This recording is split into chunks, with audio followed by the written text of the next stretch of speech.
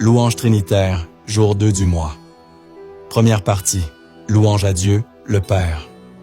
Père, tu es le Père des miséricordes et le Dieu de toute consolation. Selon la deuxième lettre aux Corinthiens, chapitre 1, verset 3.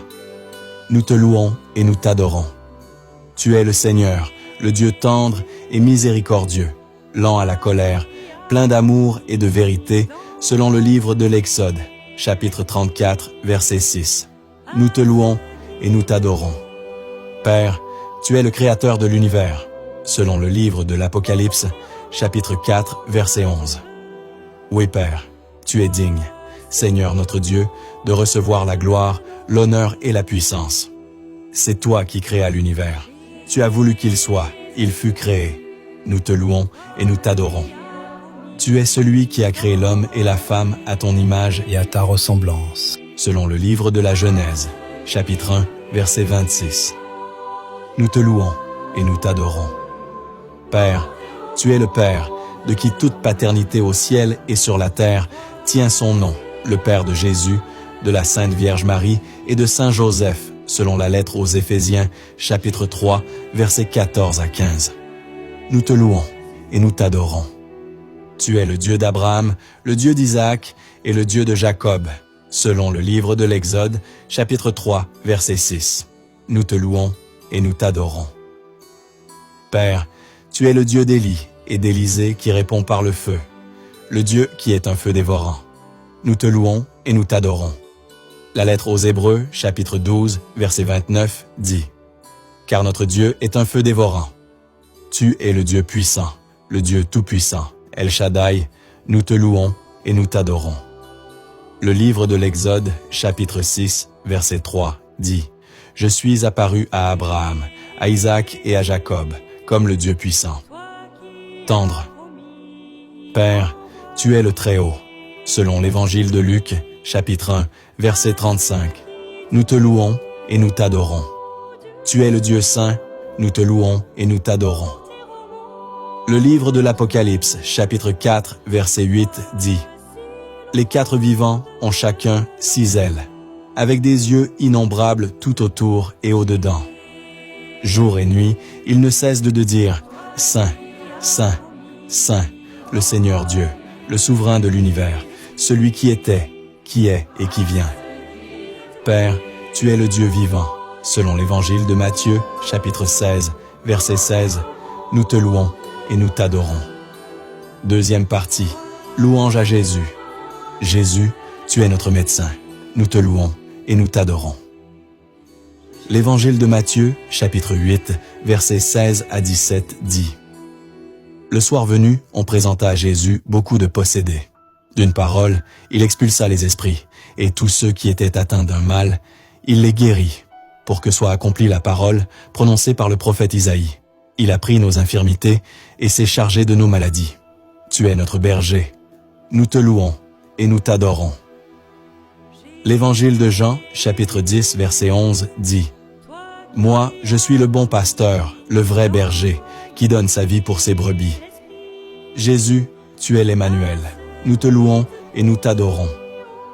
L'Évangile de Matthieu, chapitre 1, verset 23, dit « Voici que la Vierge concevra, et elle enfantera un fils. On lui donnera le nom d'Emmanuel, qui se traduit « Dieu avec nous ». Tu es notre paix. Nous te louons et nous t'adorons. Le livre du prophète Isaïe, chapitre 53, verset 5, dit « Le châtiment qui nous donne la paix a pesé sur lui. Par ses blessures, nous sommes guéris. » Jésus, tu es celui qui pourvoit à tous nos besoins. Nous te louons et nous t'adorons. La lettre aux Romains, chapitre 8, verset 32, dit « Il n'a pas épargné son propre fils, mais il l'a livré pour nous tous. Comment pourrait-il, avec lui, ne pas nous donner tout? » Tu es notre victoire. Nous te louons et nous t'adorons. Le livre de l'Apocalypse, chapitre 17, verset 14, dit « Ils feront la guerre à l'agneau, et l'agneau les vaincra, car il est Seigneur des seigneurs et Roi des rois. Et les siens, les appelés, les élus, les fidèles, vaincront avec lui. » Jésus, tu es notre justice. Nous te louons et nous t'adorons.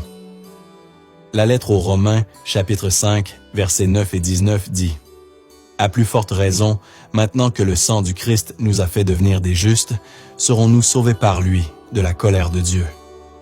En effet, de même que par la désobéissance d'un seul être humain, la multitude a été rendue pécheresse.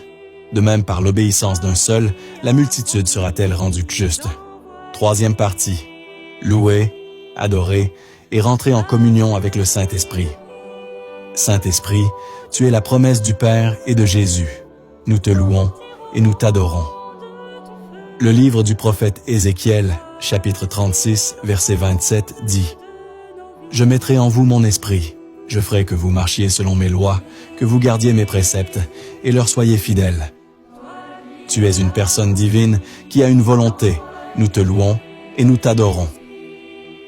La première lettre aux Corinthiens, chapitre 12, verset 11, dit « Mais celui qui agit en tout cela, c'est l'unique et même Esprit.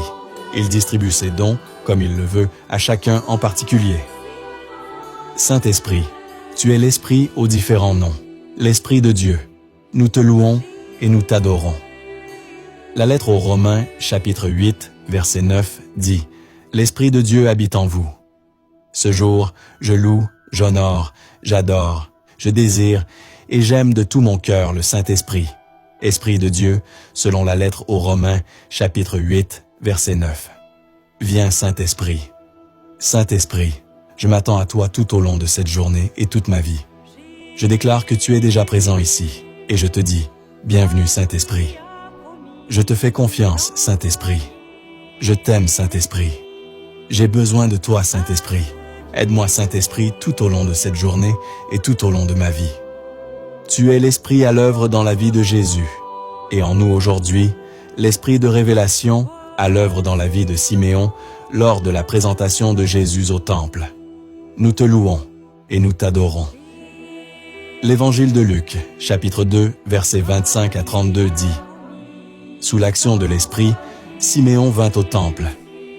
Au moment où les parents présentèrent l'enfant Jésus pour se conformer au rite de la loi qui le concernait, Siméon reçut l'enfant dans ses bras, et il bénit Dieu en disant « Maintenant, ô Maître souverain, tu peux laisser ton serviteur s'en aller en paix, selon ta parole.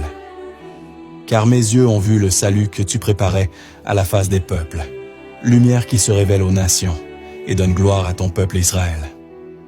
Saint-Esprit, tu es l'Esprit à l'œuvre dans la vie des témoins à travers les différentes effusions.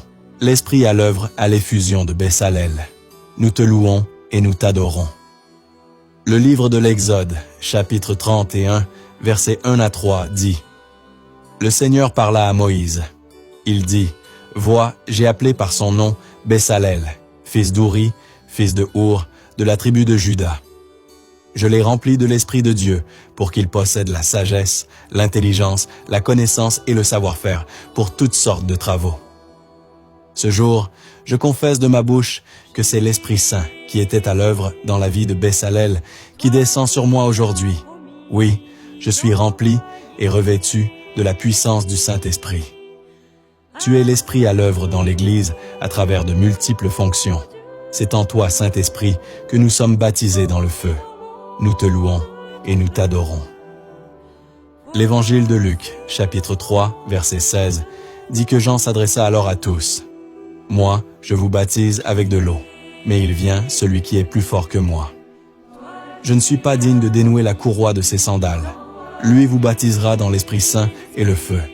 Saint-Esprit, tu es l'eau vive, qui assainit et donne vie, guérison, fécondité, partout où elle pénètre. Nous te louons et nous t'adorons. » L'Évangile de Jean, chapitre 4, versets 13 à 14 dit « Jésus lui répondit, « Quiconque boit de cette eau aura de nouveau soif, mais celui qui boira de l'eau que moi je lui donnerai n'aura plus jamais soif. Et l'eau que je lui donnerai deviendra en lui une source d'eau, jaillissant pour la vie éternelle. » Tu es le vent de Dieu, la ruah, le souffle qui renouvelle la face de la terre. Nous te louons et nous t'adorons. Le psaume 103, verset 30 dit « Tu envoies ton souffle, ils sont créés, tu renouvelles la face de la terre. » Saint-Esprit, tu es le feu dévorant, nous te louons et nous t'adorons. Le livre de l'Exode, chapitre 13, verset 21 dit « Le Seigneur lui-même marchait à leur tête, le jour dans une colonne de nuée pour leur ouvrir la route, la nuit dans une colonne de feu pour les éclairer. Ainsi pouvaient-ils marcher jour et nuit. Je déclare le feu du Saint-Esprit sur moi, qu'il m'embrase, détruit toute maladie ou œuvre des ténèbres en moi. Embrase mon cœur d'amour pour Dieu et me donne d'embraser le monde entier. Tu es la puissance de Dieu. Nous te louons et nous t'adorons. L'Évangile de Luc, chapitre 3, versets 21 à 22 dit: L'Esprit Saint, sous une apparence corporelle, comme une colombe, descendit sur Jésus, et il y eut une voix venant du ciel. Toi, tu es mon Fils bien-aimé. En toi, je trouve ma joie.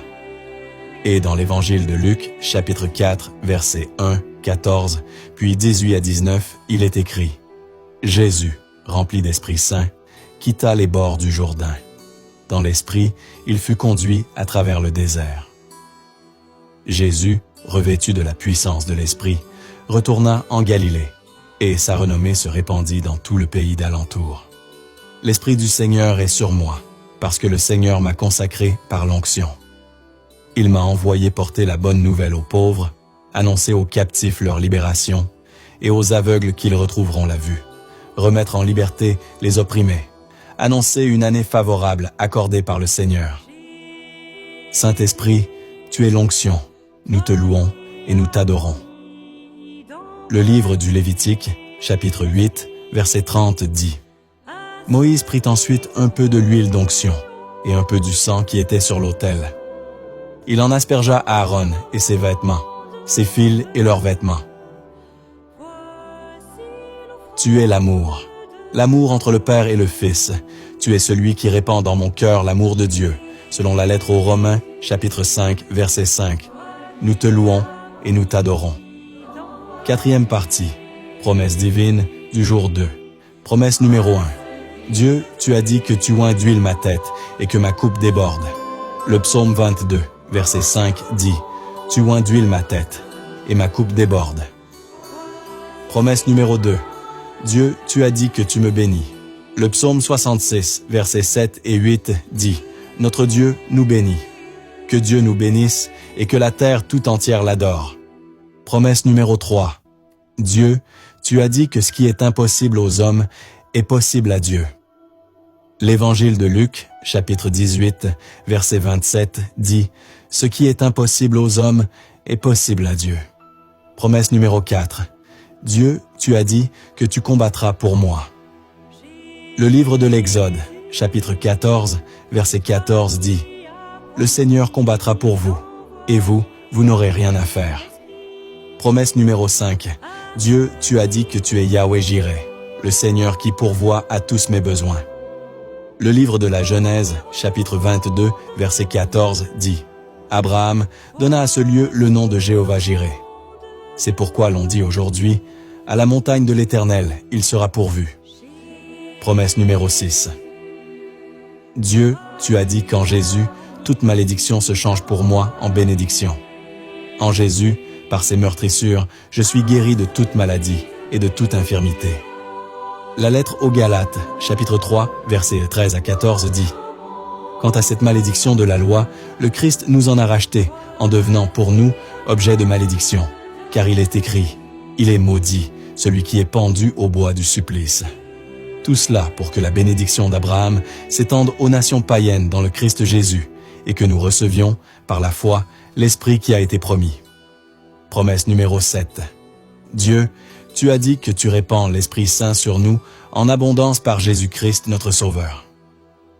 La lettre à Tite, chapitre 3, verset 6 dit: Cet Esprit, Dieu l'a répandu sur nous en abondance par Jésus-Christ notre Sauveur.